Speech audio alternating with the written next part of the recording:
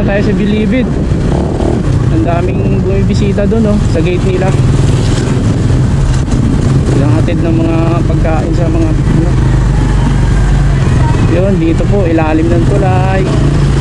Dating po doon sa dulo, aakyat tayo kaliwa. Pag sa umaga matraffic dito dahil may tinda. Pagsakan to ng isda. Yun, Bulungan Port.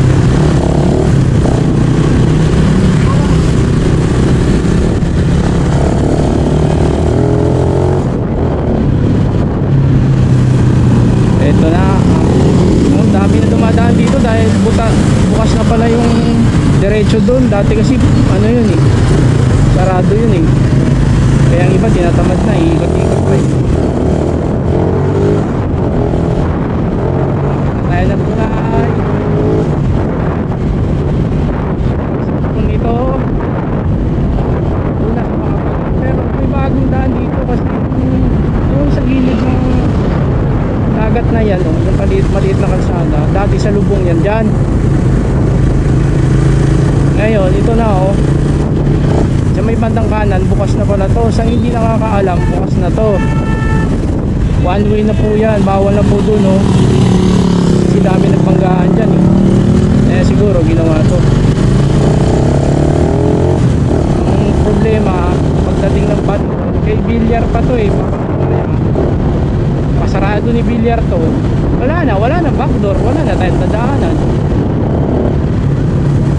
Balik tayo sa reality, traffic.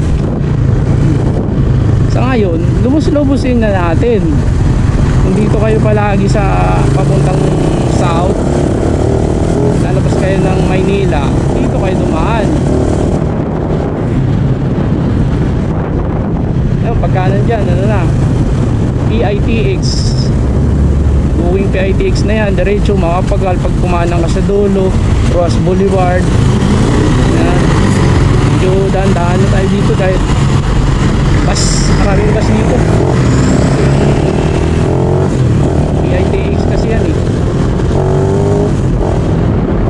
so yun lamang mga insan, sana mapanood yung video na yun. Bukas na pala yung kalsada doon ng backdoor na sinasabi nila from Pasay to sa Puti. Yung iba alam na yan, nakalabas naman na sa Google yung mga Grab, Angkas, yung Joyride, nakabila nila yan. Mga first timer kung napanood nito, sundan nyo na lang, i-google nyo na lang kung saan kayo pupunta.